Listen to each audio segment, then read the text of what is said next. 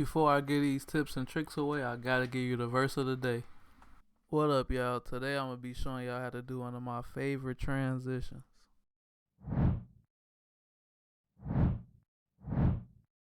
Okay, starting from the top, we're gonna duplicate this. Command R to get the timing. The reason I did that is because I'm about to grab the freeze frame. So this part you see me doing right here is just me going through the process of how to freeze frame a clip, and we freeze framing what we about to use for the transition. It's important to pull the very beginning as the freeze frame because that's what you're transitioning into. So we freeze frame. Now it's time to mask her out. Compound it to keep the information in there to pretty much save the magic mask. For me, I set my shortcut to Option Command C to make a compound clip. We are going to go inside the compound clip with opening timeline. Now we inside the compound clip. This is the freeze frame. So next we open infusion page. For me it's Command O. You want to use your shortcuts. I'm not using the shortcuts just because I'm teaching and showing you where this stuff is. So shift space, want to type in magic mask. Well, we got that in place now. Make sure that's selected, and now we start to draw what we want. Okay, I'm speeding this part up just because I'm cutting out my selected subject for the transition. I realized that I've been using Magic Mask for these effects, and Magic Mask is not free. You need the studio version to use it. So I want to be considerate of the people that might not have the studio version and quickly show you how to do it the free way. However, I do recommend upgrading to the Magic Mask because it definitely saves a bunch of time and it's just a nice tool to have in the arsenal if you edit often. So to do it for free, you'll have to go to the color section, select the pen tool below, and do it the old school way and kind of cut out a mask all the way around whatever your subject is. So in this case, I'll be cutting the mask around the sign. So that's how you would do it for free, and then everything else after cutting the mask out should align the same way, and then let me know if you got any questions below.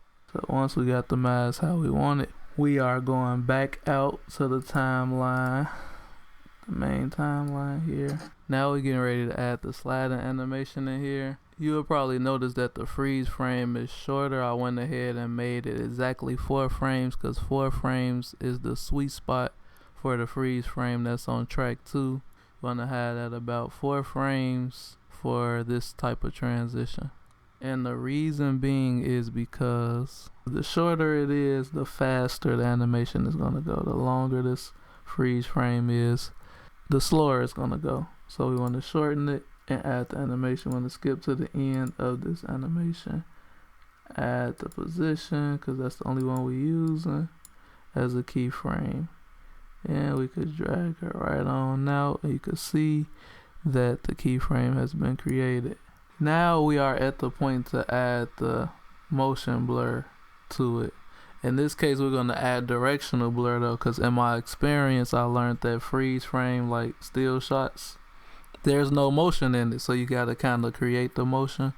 And the way to do that, the best way I found to do that is to add directional blur, and it'll still get the same look as motion blur. As that movement happens, it's going to cover the duration of this, and it's going to end up looking like motion blur, even though it's not technically motion blur. It's the directional blur effect.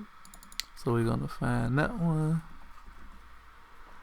and we're going to add it to the clip. So now, and then of course you adjust that to your situation. In my case, I want it to be kind of sideways. Okay, so I skipped through the tweaks I was making, and that's the final result of my directional blur. And next what I'm doing is highlighting the whole section where the transition takes place and rendering it out, because if you're like me and don't have the most updated hardware, the newest Mac, your computer might freeze up from doing this kind of transition or effects like this. So this basically is rendering that part of the video where the transition is, rendering it out so that it could play smoothly without freezing. Now as you can see, it's playing back smoothly in the timeline, and this is pretty much the finished product. Add a sound effect to that, a little whoosh sound effect, then you own the money. Let's go ahead and get that out the way too. It's just a matter of adding it to the bottom just so you could hear the finished product. And since you stayed this whole time and watched up to this point, I'm gonna be nice today and link my whoosh sound effect in the description just so you don't have to go and look for one yourself. So there you go. Thank you for watching all the way up to this point. We're about to add this sound effect, and here is the finished product.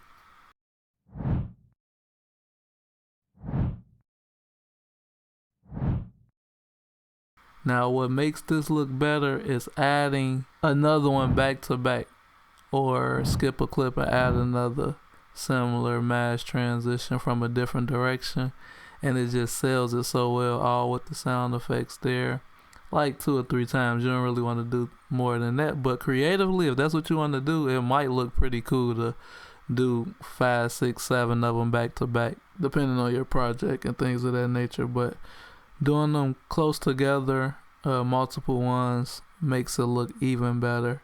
So go ahead and try that out. Thanks for watching. Please like, share, subscribe, hit that notification bell so you don't miss any future content.